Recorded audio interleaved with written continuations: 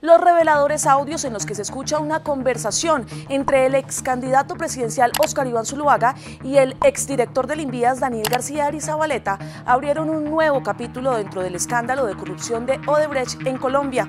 En esas dos grabaciones conocidas recientemente, se escucha al ex candidato del Centro Democrático reconocer que sí recibió dineros de la multinacional brasileña y que además le mintió a su jefe político, el expresidente Álvaro Uribe Vélez, y a su esposa.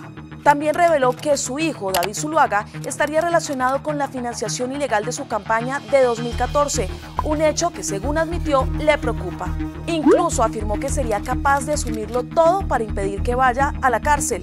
Los audios desataron una tormenta política en Colombia y salpicaron al actual defensor del pueblo Carlos Camargo y al registrador nacional Alexander Vega, quienes al parecer conocían la filtración de dineros y aún así habrían contribuido a archivar la investigación que se adelantó contra Zuluaga en el Consejo Nacional Electoral, cuando Vega era el presidente y Camargo magistrado.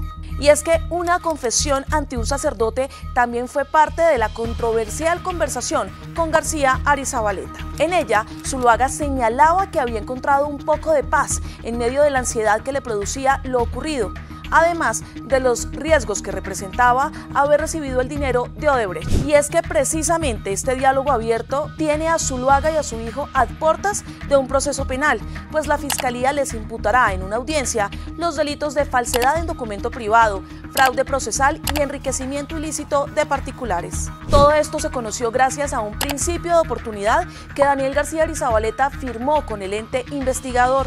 Pero, ¿quién es él? En la 5W le contamos que es un ingeniero vallecaucano de 48 años que ocupó el cargo de director del Invías en el gobierno del entonces presidente Álvaro Uribe Vélez y fue destituido por la Procuraduría por irregularidades en esa entidad y en Coldeportes. Ahora se convirtió en el principal testigo contra Zuluaga, pues al firmar el principio de oportunidad prendió el ventilador. Y no solo ha declarado en su contra, sino que además entregó los audios de cerca de 2 horas en los que se descubrió la financiación ilegal de Odebrecht a la campaña presidencial del Centro Democrático en 2014.